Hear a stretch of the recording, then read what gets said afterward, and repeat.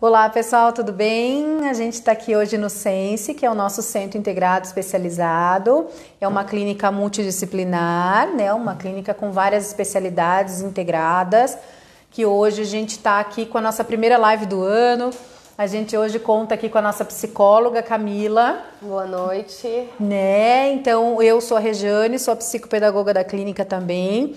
Hoje a gente vai falar um pouquinho sobre a volta às aulas, né? Rotina escolar e daí o que a gente faz com a rotina das crianças, tá? Nossa clínica, voltando um pouquinho para falar dela, ela está situada aqui na Padre Anchieta, 2050, tá? Depois eu vou contar um pouquinho sobre cada especialidade também, tá? Durante a semana a gente recebeu algumas perguntinhas, tá? E aí a gente vai estar conversando aqui, uma conversa bem informal, bem tranquila, porque esse tema é um tema que vai gerar bastante conteúdo pra gente, então a gente vai tentar fazer com que essa live seja o mais tranquila possível, tá?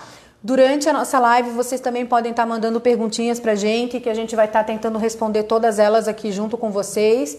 E a gente já tem, como durante a semana já foram postados aí o que vai ser colocado, a gente já conseguiu algumas perguntinhas que foram colocadas aí que geraram algumas dúvidas para vocês. Então a gente vai começar então, tá? A gente tem uma primeira perguntinha que ela está direcionada um pouquinho mais para a área da psicologia, então a Camila que vai falar um pouquinho para vocês, tá bom? Bom, a primeira pergunta que nós recebemos é: meu filho chora quando vai à escola. Como explicar que as aulas são necessárias e passar uma imagem positiva do ambiente escolar? Veja, esse momento de adaptação para a criança, para o adolescente, é de muita novidade, né? De uma situação desconhecida, mesmo que a criança não esteja passando pelo primeiro momento dela, né? De nunca ter estado num ambiente escolar e ser a primeira vez, muda o professor, né? Alguns amigos não estão na mesma escola, outros amigos saíram da escola, tem amigos novos, então é um momento de muita novidade.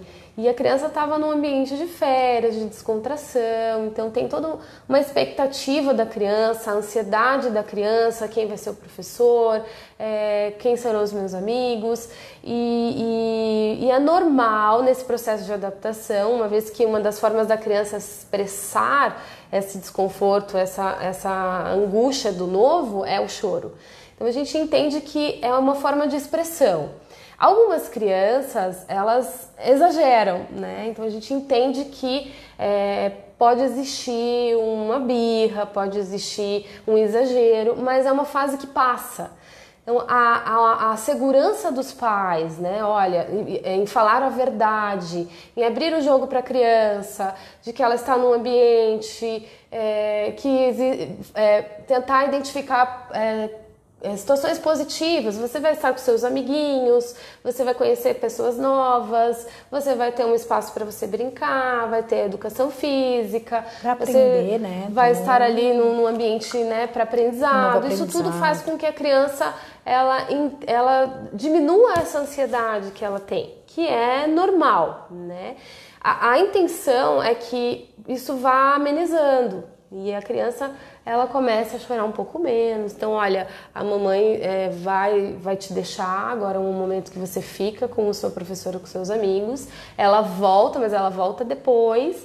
Então, deixar claro a verdade, negociar, explicar, faz com que esse desconhecido fique mais próximo daquilo que vai ser a realidade dela. Mas passa, é uma fase que passa e é um momento que a criança precisa desenvolver essa habilidade.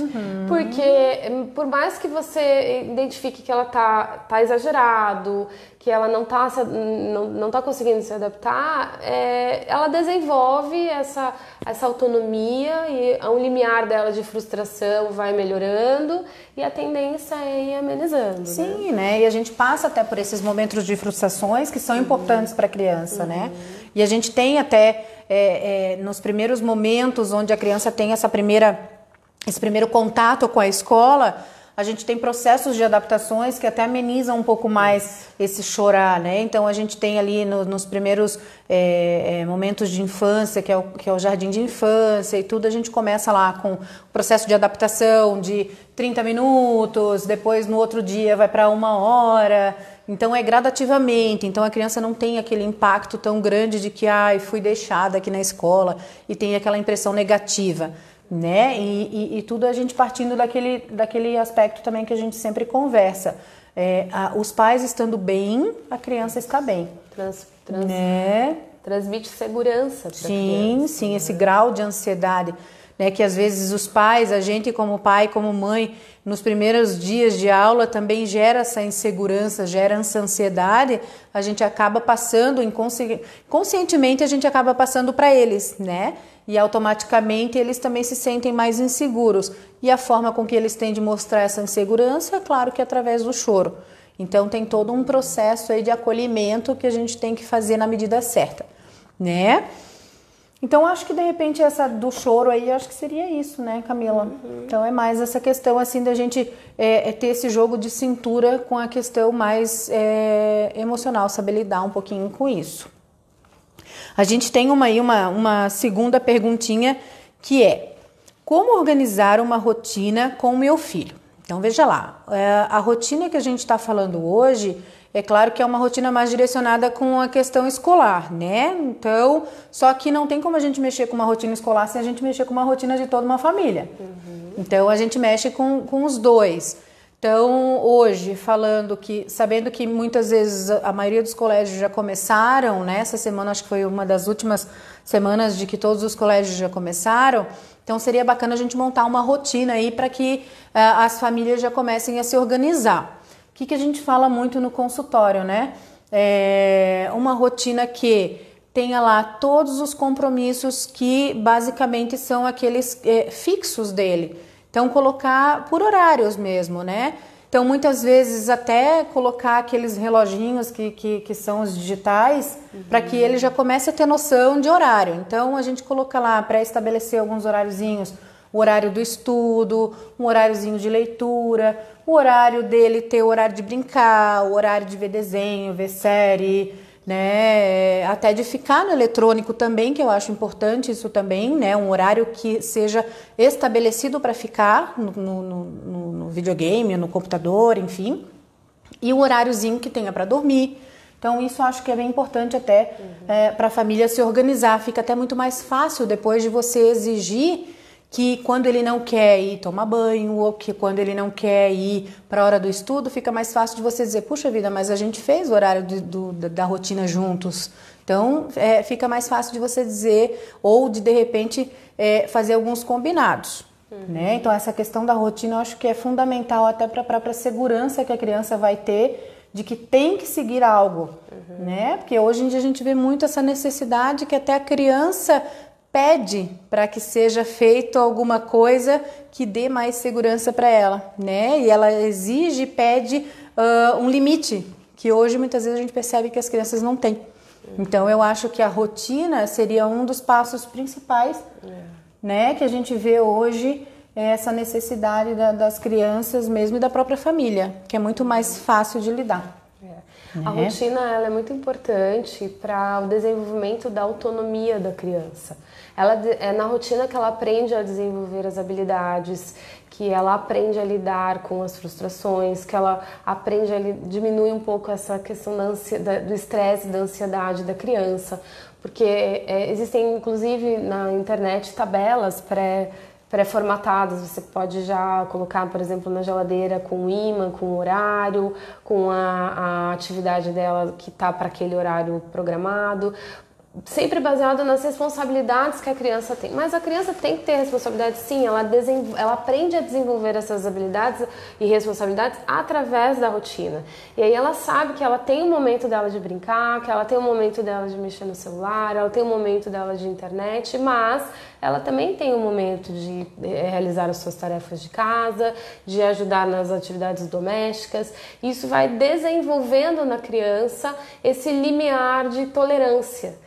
Porque quando ela sabe que em algum momento do dia, depois que ela concretizar ou completar as suas responsabilidades, ela vai conseguir e vai ter o horário dela pro lúdico, né, para as atividades de brincadeira ou até mesmo de mexer no celular, ela vai desenvolvendo essa questão interna dela, por exemplo, da ociosidade, que é muito importante atualmente nas crianças.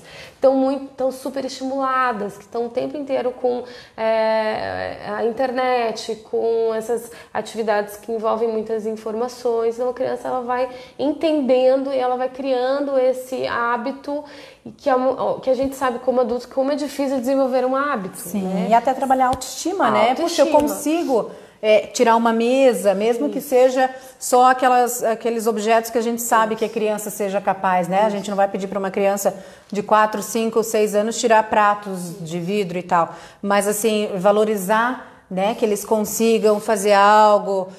Você vai fazer a sua cama, mesmo que seja aquela dobra toda revirada, mas puxa, que bacana, você fez a sua cama, né? Então valorizar esses gestos que as crianças fazem, porque automaticamente eles vão dizer, puxa vida, legal, eu consigo, né? Então eles vão continuar fazendo e muito mais além daquilo que foi lhe dado a função. Isso. E quando a rotina está estabelecida, a criança ela tem mais facilidade, né, de fazer as suas tarefas de casa, ela consegue ter mais facilidade naquilo que ela tem que desenvolver durante o dia.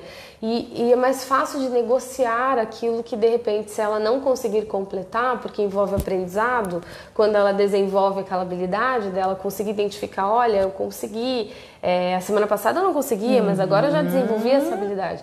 Quando identifica que, por exemplo, ela não quis seguir ou ela não fez a tarefa de casa, de você conseguir driblar ou negociar as regalias, né? Aquilo que traz para ela como reforço positivo, como algo que ela, concluiu e conseguiu. E aí você consegue negociar se ela não seguir aquilo que ela tem de responsabilidade. Porque, de repente, se isso não está estabelecido e ela só perde, ela não teve esse ganho, fica mais difícil dela conseguir lidar com o fato do ouvir o não. Não, agora você não vai ter o que você está esperando. Não, agora não é a hora de você brincar. Mas o porquê que eu tô levando não, né? Isso mesmo. Você tá levando não porque você não fez o combinado. Exatamente. Então, sempre fazer aquele estabelecimento, né? Estabelecer pré-acordo, estabelecer aquilo, né? Para poder depois conseguir fazer o que é o positivo ou não. Então, você não está conseguindo ter agora isso porque você realmente não cumpriu aquilo que foi o combinado entre a gente. Então, isso a gente coloca muito para os pais no consultório. Então, colocar muito bem claras as regras para que depois que você for tirar algo que foi o combinado, eles saberem o porquê que foi tirado. Ou também, se você for dar algo, né, é o que eu falo, né, uma recompensa, um mimo que eu falo, não é um presente, porque é algo que você está conquistando junto com ele saber também o porquê que ele conseguiu, né, conquistar aquilo. Então, sempre ter esses acordos muito bem claros para que a criança saiba o porquê que eu estou ganhando ou porquê que eu estou perdendo aquilo. Né? Então, isso eu acho que é muito importante, até porque as crianças estão numa fase que precisa ter muito clara, né, essas regras ou esses acordos para que a gente não tenha algo muito ali fora do que tem que ser previsto, né? E rotina é hábito. E hábito é uma habilidade. Você desenvolve, você aprende, não é de um dia para o outro. Você tem que repetir, é necessário repetir. E esse acordado, ele é muito importante porque coloca regras. E as regras é que determinam as nossas metas. Se eu conquistei ou se eu não conquistei. E é muito importante a rotina nessa fase também na questão alimentar. Porque agora é o momento do almoço, não é o momento de assistir televisão com o almoço. E a gente entende que é uma fase muito complicada, porque a criança não quer comer, porque a criança quer aquilo que chama mais atenção. E ela começa a estabelecer, então, esse hábito, ela desenvolve essas habilidades. Não é uma prática fácil, né? Todos nós pais tentamos desenvolver, vamos ensinar, por exemplo, o hábito de escovar os dentes. Você pratica a primeira semana, você pratica os primeiros meses. A gente, como pai, se frustra também, né? É um esforço em conjunto, família, criança e de conquista. Sim, né? Então, é como disse, se fosse fácil, né, seria tudo muito perfeito. Então, realmente, a gente falando, parece ser tudo muito fácil, né? Mas a gente, eu acho que com esse hábito, como a Camila falou, de ter isso, puxa vida, hoje eu não consegui, mas não é nem por isso que eu vou desistir. Então, vamos embora, vamos amanhã, vamos mais um pouco. Então, nem que seja um pouquinho o que eu conquistei, mas vamos tentar mais um pouquinho. E assim, né, junto com a criança também vai percebendo a tua parte do teu comportamento insistente, que você também vai conseguir. Puxa, meu pai e minha mãe também não estão desistindo, vamos lá. E quando você vê, já virou o hábito da casa inteira. Né? Tanto com relação realmente a essa questão comportamental, né, quanto a questão da aprendizagem é a mesma coisa.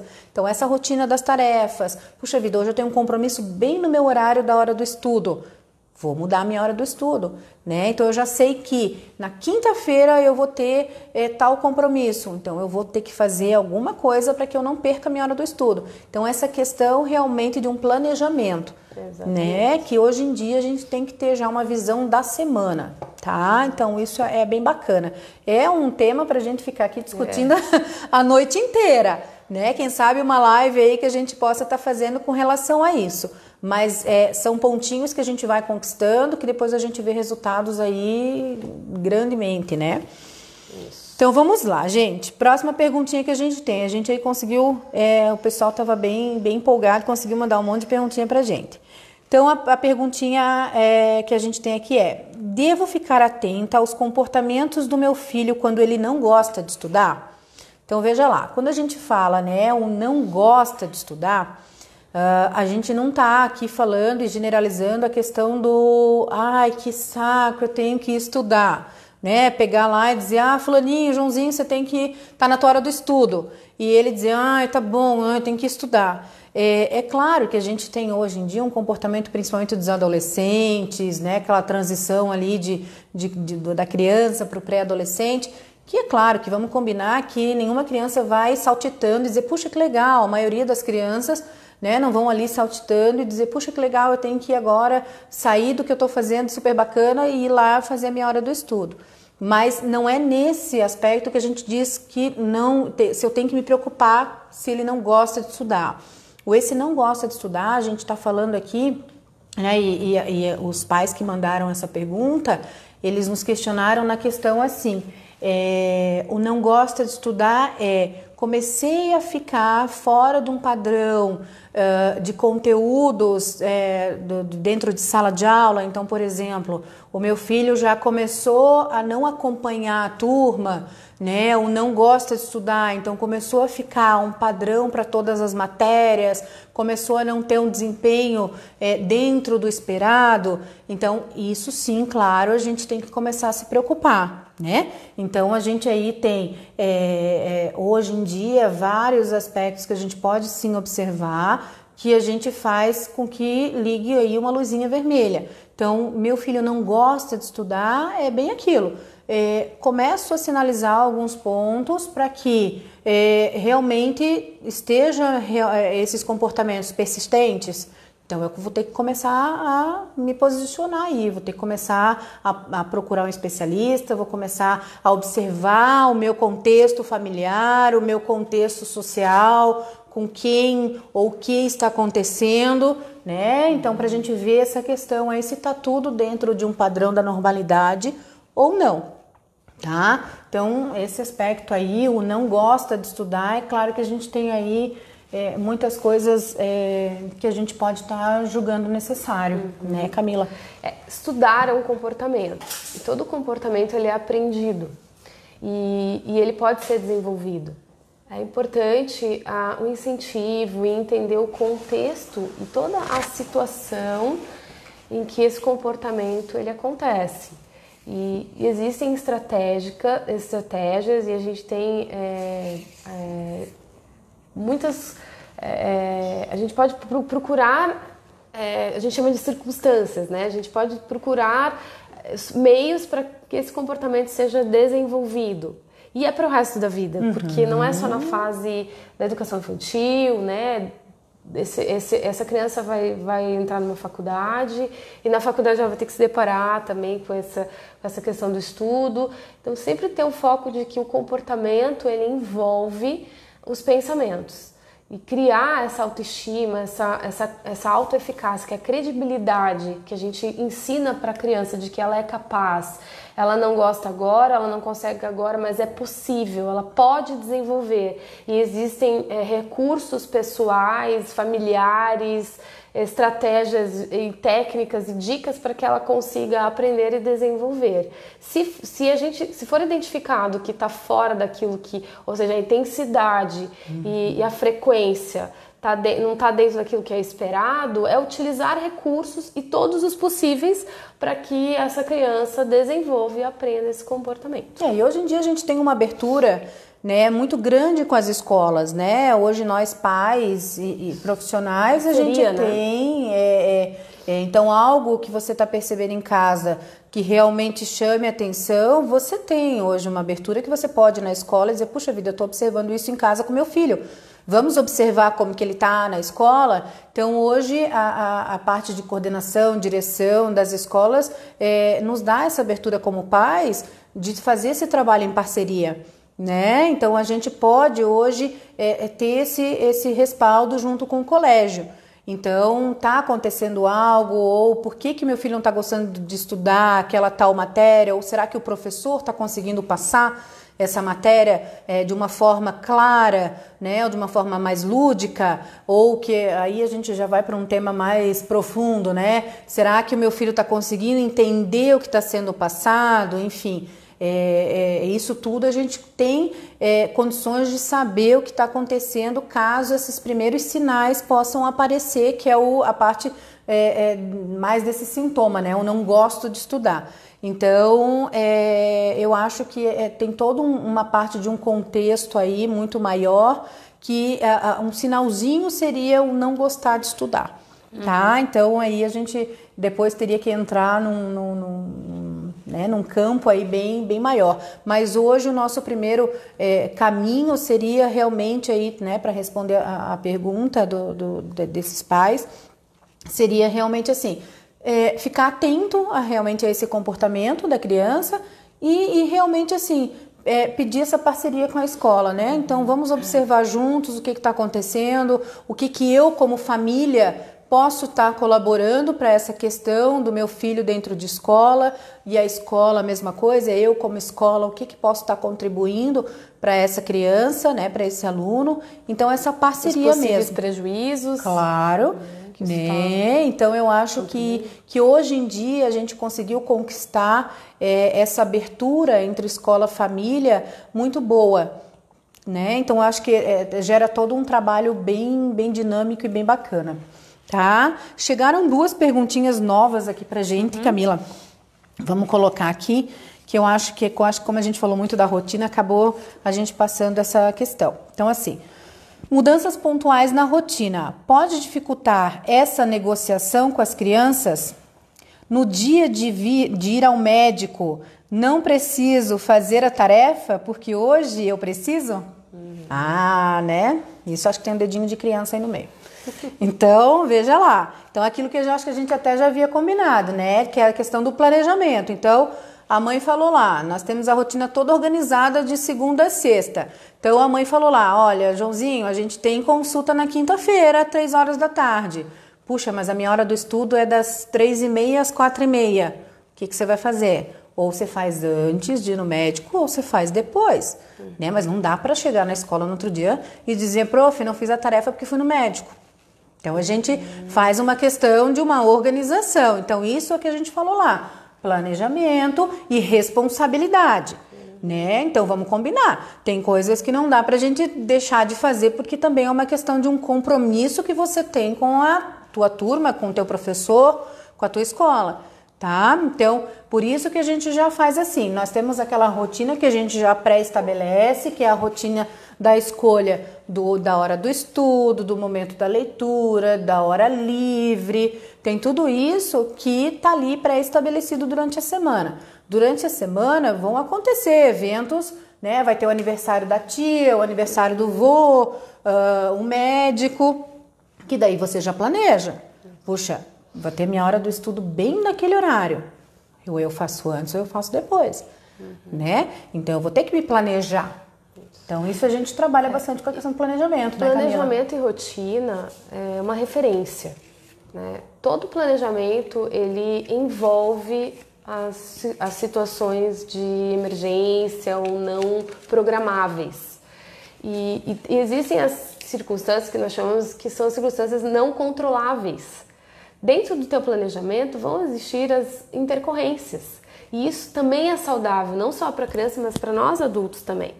Porque as situações que acontecem fora do padrão nos fazem ter o que a gente chama hoje, está bem comum falar, resiliência, que é essa capacidade de saber lidar com várias situações. Eu gosto do conceito de resiliência, que é ser pasteurizado, né? Você sabe o que fazer nas situações extremas, mas você também sabe o que fazer nas situações tranquilas. Isso vai desenvolvendo na criança essa habilidade das situações que são emergenciais. Mas as crianças são muito inteligentes, elas têm umas respostas Tanto é que adaptativas. É negociação, né? Negociação. Para todas as circunstâncias. Negociar. Então, a referência, ela está ali. Normalmente, as tabelinhas, as rotinas ficam lá na porta da geladeira ou na porta do quarto, mas a referência é aquela. Vão existir as situações que estão fora daquilo que está planejado. E aí é a palavra que você falou, negociar, administrar, equilibrar, para que a referência ela esteja ali, mas você consiga dar conta daquilo que não estava programado. E eu acho que tem um limite de negociação também, né? Porque senão a gente começa a abrir muito leque e daí depois você não consegue voltar. Isso mesmo, daí depois você não consegue voltar, porque uma vez que você abriu, né, uma exceção para aquela negociação, aí você não consegue mais. Porque eu sempre muda falo, a regra, né? Porque daí eu sempre falo assim, que nós pais, a gente tem muita responsabilidade da nossa palavra. Uma vez que você falou aquilo, você tem que cumprir, né? Então a gente tem que perceber muito o que a gente vai falar. Então, o que eu vou falar, eu vou cumprir? Ok, eu vou cumprir. Então, eu falo. Então, se puxa vida, isso aqui eu não vou cumprir, então eu nem falo. Porque a gente perde toda a credibilidade com a criança, né? Então, por exemplo, eu sei que se ele não fizer isso, eu vou deixar ele uma semana sem videogame. Eu sei que eu não vou deixar ele uma semana sem videogame, então eu nem falo. Agora, se você falar, se você não fizer isso, você vai ficar uma semana sem videogame. Aí você vai lá e no segundo dia você já dá o videogame para ele. O que aconteceu? Você perdeu toda a tua credibilidade com ele. Aí lascou o negócio, né? Então, isso é muito importante na questão de você orientar e fazer todo o processo, na verdade, de fazer todo o processo de escolha de regras, né, do que pode e o que não pode, para que você não tenha falha naquilo que você está fazendo e falando, tá? Então, isso eu acho que é bem importante. Vamos para a nossa próxima? Então vamos lá. A próxima acho que é... Como lidar com os sentimentos de culpa ao deixar o filho chorando na escola? Veja, a culpa é um sentimento, né? Um sentimento adaptativo. Como nós comentamos lá no começo sobre a questão da adaptação da criança, é um processo de mudança para todos, não só para a criança, mas para os pais também. Essa situação de ver o seu filho chorando, de ver o seu filho sofrendo, não estando numa situação agradável de mudança, é uma situação desconfortável para nós pais. Mas muito importante entender a referência que isso tem para você. O significado que isso tem para você. A escola é um período do desenvolvimento da criança, é um período que a criança é uma situação de passagem da criança. Ela, em algum momento ela vai precisar, se ela não estiver no ensino fundamental, ela vai precisar fazer um curso, então assim, não tem como pular essa etapa e vai passar. Então essa referência, esse sentimento de culpa, ele é muito ambíguo, porque ao mesmo tempo que você está feliz de saber que o seu filho está passando por essa fase, ver eles nessa situação desconfortável gera essa questão, mas tem muito a ver também com o momento que o pai está vivendo, porque eu estou deixando meu filho chorando porque eu tenho que trabalhar, mas veja, é uma situação de adaptação. Se você não tivesse que trabalhar, em algum momento seu filho ia precisar, ou se não é agora para você estar trabalhando, pela questão da faixa etária dele, ele ia precisar passar por essa etapa. E existem etapas da fase da criança e do adolescente que não tem como pular. Faz parte desse desenvolvimento do caráter, da personalidade, que ele desenvolva essa habilidade. Internalizar que é o momento dele, que vai passar, que é possível a adaptação e tentar lidar um pouco com essa referência do porquê que você está sentindo essa culpa e administrar. E tentar também identificar os pontos positivos. Ele está chorando, está sendo um momento difícil, mas ele vai desenvolver amizades, ele vai desenvolver a fala, dependendo do estágio que ele tiver da escola, ele vai aprender tudo que ele vai aprender ali de matérias, então vai passar, é uma fase que vai passar. E muitas vezes ele nem chora, né? A gente já acha que ele vai estar chorando lá e muitas vezes ele tira de letra. Tchau, mãe, e nós aqui a gente fica ali com uma cara tipo, nossa, né? Como a gente havia comentado, até eu tenho um pacientinho meu que veio hoje de manhã, a mãe assim, nossa, achei que ele ia chorar e tudo mais, nessa transição para o primeiro aninho e tal, da mãe só disse, tá, então tá, tchau, filho. Daí ele, tchau, mãe. Daí a mãe, nossa, mas você não vai nem chorar? Daí ele, não, mãe. Então a mãe tá tudo certo. Né, desse momento foi ao contrário, a mãe esperava que ele chorasse e tal, e ele, não, foi de boa. Então, às vezes a gente também, né, faz uma expectativa, e é o que a gente conversou lá no início, né, a ansiedade que a gente tem, a gente acaba passando para eles. Então, é todo um conjunto aí que a gente acaba E o ser humano, ele tem a tendência de tentar evitar os sentimentos negativos. Mas os sentimentos negativos, eles são adaptativos. A gente só administra, a gente aprende a lidar com eles e segue para os próximos. Porque, como seres humanos, nós vamos estar sempre diante de situações que vão nos gerar sentimentos não agradáveis. Não, e serve para frustração, né? Porque hoje em dia, essa falta de frustração nos gera comportamentos que a gente não sabe lidar. Então, a frustração acho que é fundamental para que a gente passe para o próximo estágio, né? Então, vamos lá, que a gente já está com o nosso tempo aí quase esgotado. Então, vamos para a nossa próxima pergunta. Como que a família pode colaborar para a adaptação da criança no início das aulas? Então, acho que a gente até já conversou um pouquinho sobre isso, mas assim, como que a família pode ajudar nessa adaptação? Então, eu acho que, por exemplo, né, pensando lá na minha área, primeiramente, rotina. Né? Eu acho que isso até em ambas as áreas, né? Então, a questão do comportamento, a questão da aprendizagem, montando uma rotina. Então, assim, as crianças hoje em dia, né, a gente falando mais das crianças, elas estão ainda naquela fase que são muito visuais. Então, não adianta a gente só falar. Ah, Joãozinho vai tomar banho, Joãozinho vai mudar roupa para ir pro colégio, né? Joãozinho está na hora de fazer tarefa. Não, a gente precisa montar uma rotina e para eles verem aquilo. Então, deixa lá a rotina e vai lá. Joãozinho tá na hora de tomar banho. Leve ele lá e diga, olha, nós combinamos que esse horário é horário de tomar banho. Ah, não vou tomar banho, mas tá aqui, nós combinamos. Então, vai ficar muito mais fácil de você exigir algo dele.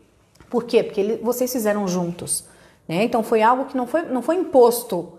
Foi vocês que fizeram juntos. Então, fica mais fácil depois de você cobrar dele, né? Então, rotina fundamental. Né? Para que na verdade assim todo um contexto familiar consiga caminhar junto, né? Tá na hora de ir para a escola, então que o ambiente na hora que for para ir para a escola se torne mais agradável, que o ambiente na hora das refeições se torne mais agradável, que o ambiente na hora de fazer a tarefa se torne mais agradável. Ah, mas eu não quero fazer a tarefa nessa hora. Ué, mas nós combinamos que essa hora seria um horário ideal. Na hora de montar a rotina, que é uma hora que eu acho bacana de ser elaborada, você não vai montar e colocar um horário de estudo para ele que seja o horário do desenho favorito dele, né? Que seja o horário da série principal dele, porque senão não vai ser produtivo, né? Então tudo tem que ser muito esquematizado. Por isso que eu falo, né? A gente acha assim, montar uma rotina é fácil, é só chegar lá, escovar o dente, dormir. Não, é tudo elaborado, para a gente justamente não ter essas recaídas de comportamento. Então eu acho que a família o essencial, né, de colaboração seria nisso. Uma rotina muito bem elaborada para que a gente não tenha nenhuma dificuldade ali na frente. E é como a gente falou, né, Camila? Essa rotina, a gente dá algumas dicas, mas elas são básicas. Por quê? Porque cada família tem o seu contexto, né? Cada família tem a sua essência. Então, a gente dá ali as dicas básicas e vocês vão adaptando. Então, a minha família tem um momento que é particular dela de alguma coisa, então coloque na rotina. Então, cada família vai ver a necessidade que a sua família tem de colocar algo na rotina. Então, né, eu acho que o que a família pode contribuir? Eu acho que de início seria a rotina. Né? Outra coisa, tentar observar a questão do comportamento mesmo, né? Porque querendo ou não, inconscientemente a gente acaba passando tudo isso para eles. Essa questão da segurança é bem importante. A criança, ela percebe, né, através da fala positiva, da expressão, da fisionomia dos pais, isso tudo vai trazendo para a criança insegurança.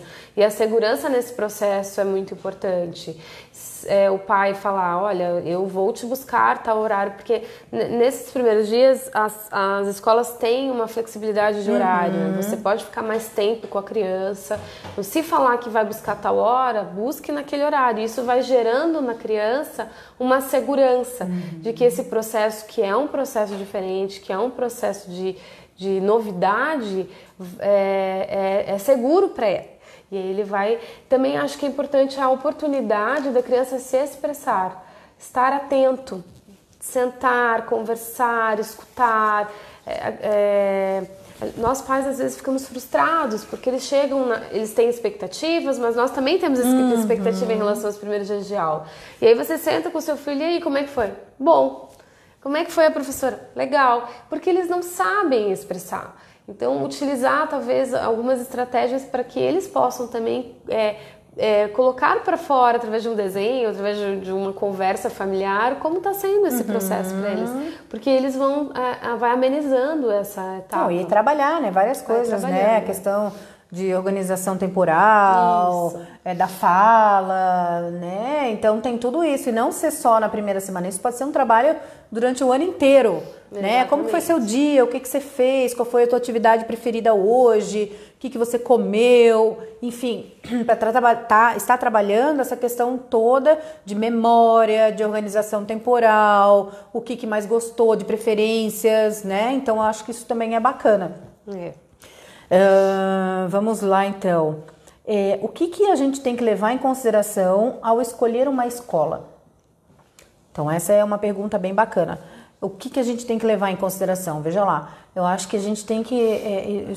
primeiro que é uma pergunta, eu acho que né, bem particular de cada família, mas a parte essencial, eu acho que a escola ela tem que ser algo, primeiro, a tua segunda casa, né? Então, algo que você chegue na escola e que você diga, puxa vida, que legal, eu gosto de vir aqui, eu gosto de estar aqui. Então, você tem que gostar de estar ali. Segundo, né, que faça parte dos teus princípios, né? E eu acho que também tem que ter toda uma logística também. Não adianta você querer que o meu filho estude na escola X e essa escola seja lá do outro lado da cidade e você já chegue lá toda esbaforida e vá se estressando no meio do caminho e teu filho já chega estressado na escola.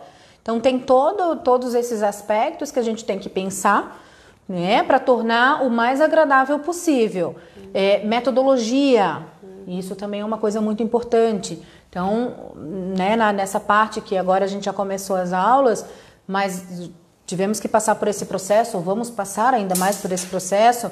Então, ter essa questão de metodologia, será que o meu filho consegue se enquadrar nessa metodologia? Ou, diante do perfil do meu filho, essa escola consegue acolher, né, o perfil do meu filho? Porque muitas vezes ele já chega com um diagnóstico, ele já chega com algo, né, já construído nele. Então, isso tudo é muito importante.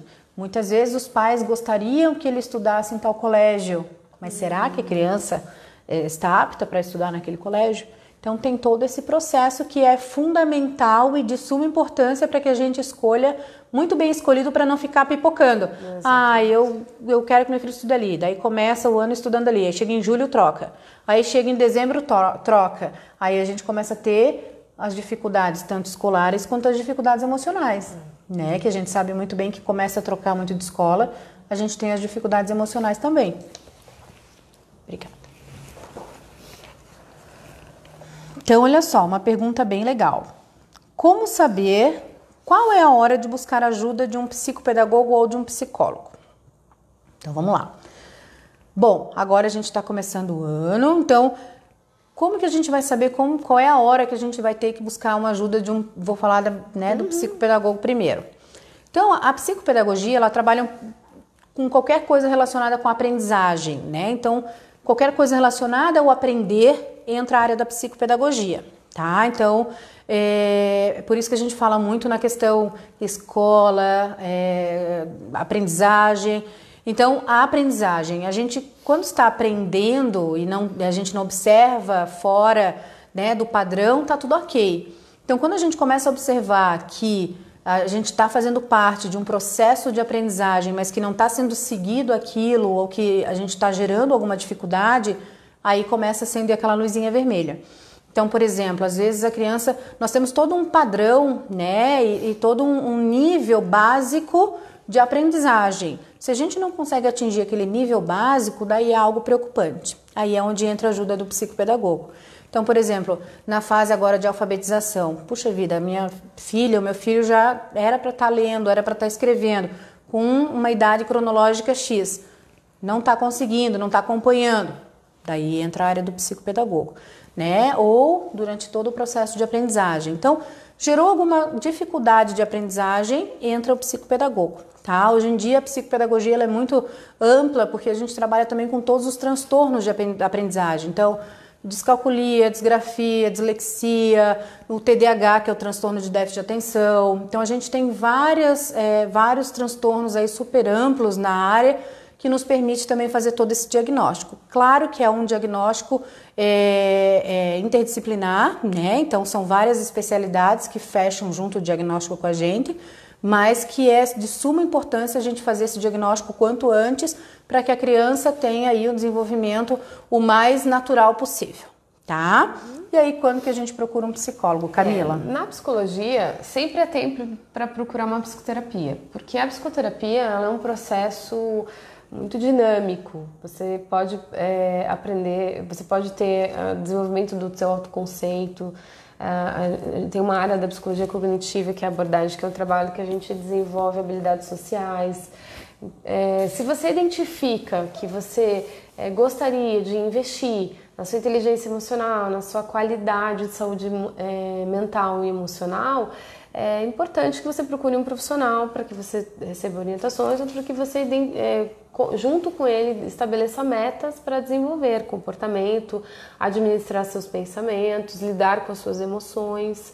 Na fase infantil, na adolescência, se o pai identificou que a criança apresentou alguma dificuldade, seja na questão comportamental, emocional, o adolescente está com algum tipo de prejuízo, a gente sempre indica olhar a intensidade e frequência. Está sendo frequente?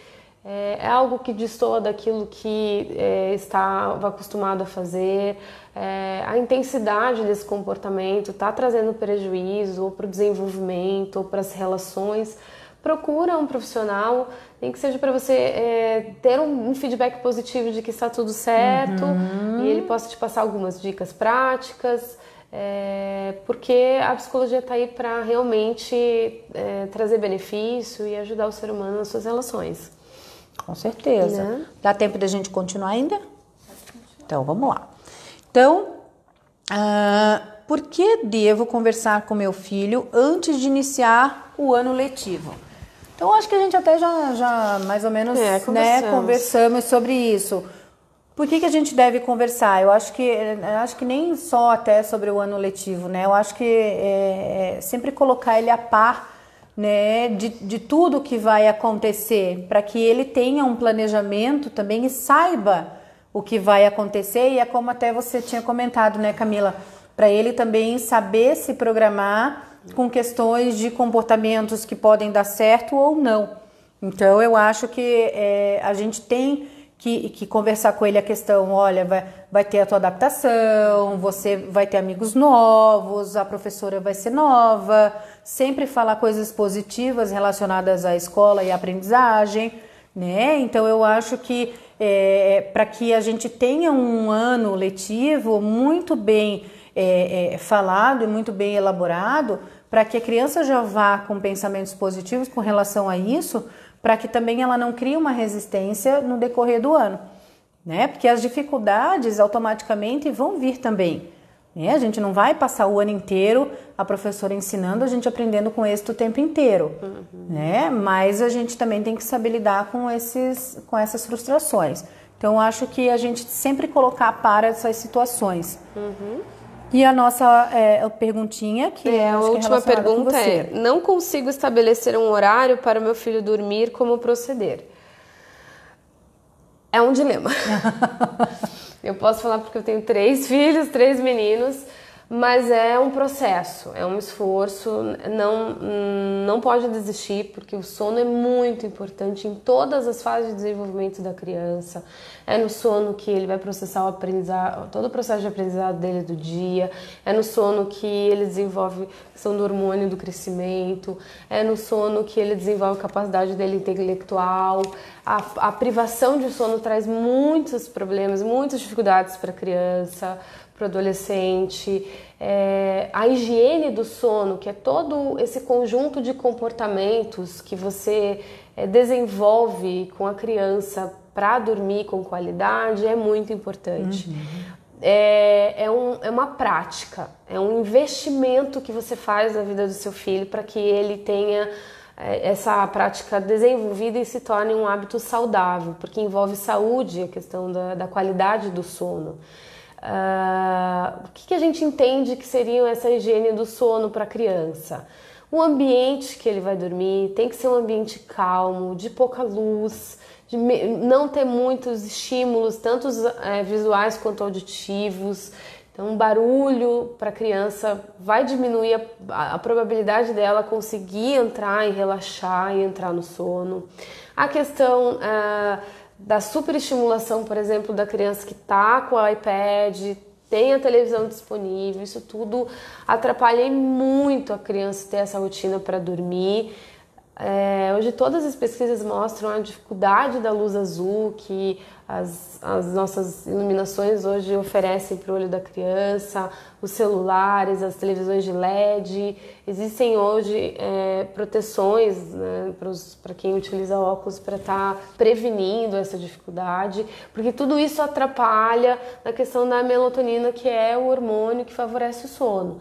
Então, deixar a criança exposta muito tempo ali no celular antes de dormir dificulta esse relaxamento e é uma prática. Então, agora é a hora de dormir, ela já teve um tempo para fazer digestão, isso é bem importante também, né? Não vai comer lá um prato de estrogonofe e cama, porque para nós adultos também não cai bem. A gente está fazendo o processo de digestão e de repente cair numa cama é pedir para ficar revirando, né? Não conseguir relaxar.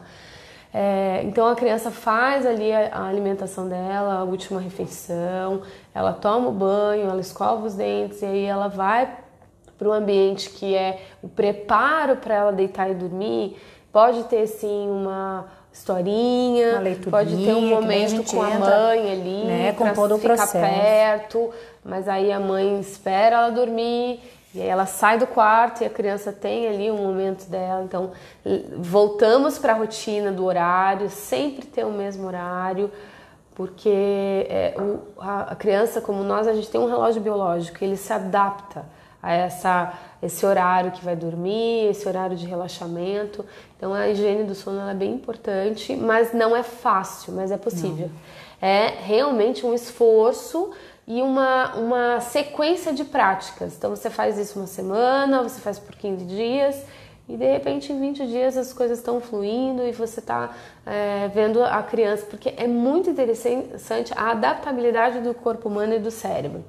Você se propõe, você pratica e de repente aquilo tá fluindo. E até um momento que de repente é aquele momento até de estar a família junto, né? Porque muitas vezes a mãe e o pai louca, trabalham o dia inteiro e é aquele momentinho de estar todo mundo junto. Então, Exatamente. tira o eletrônico um pouquinho mais cedo e é aquele momento. Então, agora a gente vai apagar as luzes, vamos ficar aqui contando uma historinha.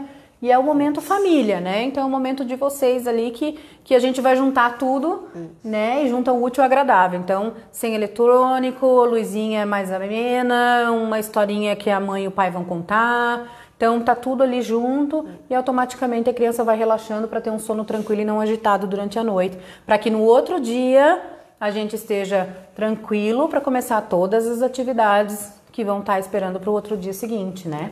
Isso. Então, eu acho bacana esse momento. E é um investimento, né, Sim, dos pais em relação a esse momento. Né, é o que a gente fala. Porque impacta no aprendizado, impacta para as crianças que estudam pela manhã, né? Acordar cedo. Se a criança não dorme bem, ela não vai absorver, não vai ter atenção, concentração, ela vai ter bastante dificuldade de captar essas informações para essa questão do aprendizado. Com toda certeza, né? Eu acho que é fundamental. Gente, então a gente vai terminando por aqui. Eu acho que foi uma conversa bem bacana que a gente teve. Assim, são temas que dá pra gente conversar uma noite inteira, né? Mas fica aí para vocês, se vocês tiverem alguma ideia, alguma dica ou alguma sugestão, podem entrar no nosso Instagram, no nosso Facebook, tá? A gente tem aí todas as nossas redes sociais vão estar abertas para vocês. Tem o nosso site que é o www.sensie.com.br, tá? Lá também vocês vão encontrar um pouquinho da nossa clínica. A nossa clínica ela tem um projeto um pouquinho diferenciado, que ela é uma clínica multidisciplinar, ela é uma clínica que todas as especialidades elas estão interligadas entre elas. Então não tem nenhuma especialidade aqui na clínica que ela não esteja junto com outra, tá? Todas as especialidades que estão aqui, elas têm um porquê de estar aqui na clínica, tá? Então fiquem à vontade para vocês virem conhecer aqui a clínica. Aqui a gente está com várias especialidades. A gente tem a minha área, que é a área da psicopedagogia, tem a área da Camila, que é a área de psicologia, a gente tem a área da endocrinologia, endocrinopediatra, nutrição, deixa eu pegar aqui, que senão eu posso esquecer tudo, né? Endocrinopediatra, geriatria, dermatologia, neurologia, infecto, nutrição... O que mais? Esqueci de alguma? Endócrino já falei. Enfim, todas as áreas bem assim para você chegar aqui e ficar mesmo. Bem bacana. O nosso projeto ele é bem legal, tá? Venham conhecer e venham tomar um café com a gente, tá? E aí no decorrer da semana, se vocês tiverem alguma dúvida, alguma sugestão, podem ficar enviando pra gente que a gente também vai respondendo para vocês, tá? Mesmo não estando ao vivo, a gente vai respondendo para vocês essas dúvidas que vocês vão tendo aí no decorrer da semana. Tá bom, gente? Obrigada por vocês estarem acompanhando a gente aqui, tá? Um beijão para vocês. Camila. Nós agradecemos e estamos à disposição, né? Isso mesmo, tá? E qualquer sugestão que vocês tenham para as próximas lives também é só mandar. Tá bom, gente? Obrigada.